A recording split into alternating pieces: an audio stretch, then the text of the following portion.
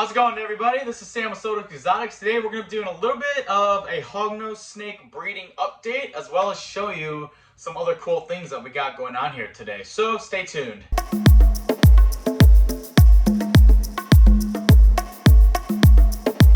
Awesome. Well, before we get into a little bit of an update with all my breeding projects that's going on, let's go ahead and give a little spray down to the pancake tortoises here. I like to follow some really good people who do some really good care for their animals, and Garden State Tortoise is one of them. And they stress how important it is that these animals actually receive the right type of humidity. Just because an animal's a desert-dwelling species doesn't mean it doesn't necessarily get any type of moisture or anything. So I like to occasionally give this cage a little spray down and give them an opportunity to get hydrated and really receive all the benefits that they would in the natural wild. So yeah, there's one of my pancake tortoises, and here's my other one right here. So here we go with that. Over here I'm feeding this is my cherry head redfoot tortoise Kyprina, and she's over here munching on some Missouri tortoise diet. I give this to them usually about once a week. Sometimes on rare occasions I'll give it two. But Missouri tortoise diet, every single one of my tortoises absolutely love this stuff, and it's just full of all sorts of nutrients and all kinds of other stuff, so they can get some extra benefits that we don't necessarily are able to provide in captivity for some of these animals. But just like with all reptiles, giving a variety in their diet is definitely the best way to go. So I try to do store-bought product, commercial diet, as well as just finding stuff outside like weeds and certain types of wildflowers that are safe for them. So obviously giving a big mix of everything is the best way to do it. So every Wednesday, all my tortoises, they receive a little bit of some Missouri tortoise diet. All right, so if you guys watched my video about a month or two ago, I did my first pairing for my hognose snakes, which was this man right here. He's my Super Conda 60% het snow. He's currently in shed.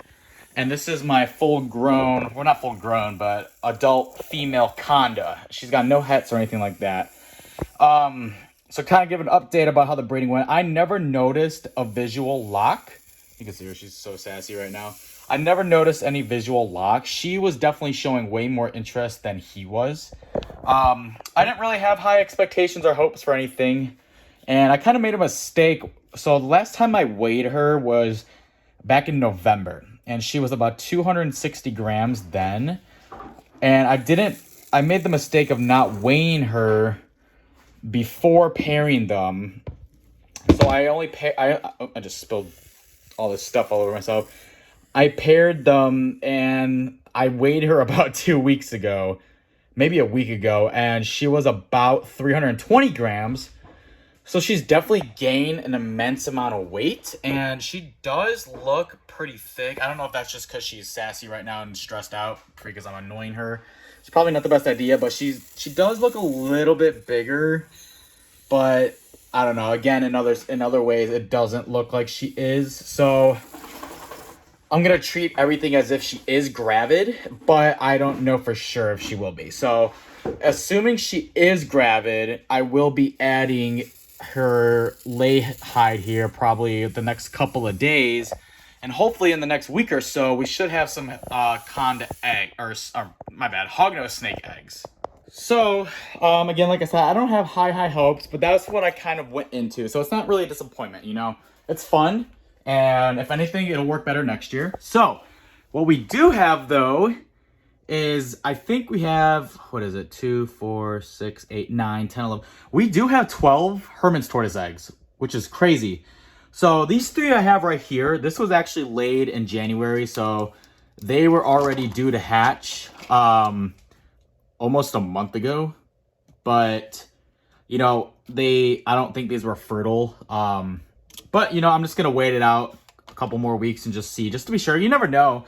I had one of my redfoot tortoise eggs hatch after like 4 or 5 months. So, sometimes they just take an immensely long time. But from what I know, Hermans tortoises take about 60 days to hatch. So we're a little bit over that point by now. Now, a couple of weeks ago, I noticed one of my other females digging nest.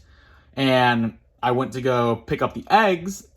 And I actually found another clutch. So we have a clutch of a couple smaller ones here. And we have a couple of larger ones. I don't know how long the larger ones have been in the soil. They already have veins and they've been chalked, so they look like they're going to be fertile. So it's really hard to say right now. So it's they could hatch tomorrow, they could hatch in a couple of weeks, or it could be 2 months still.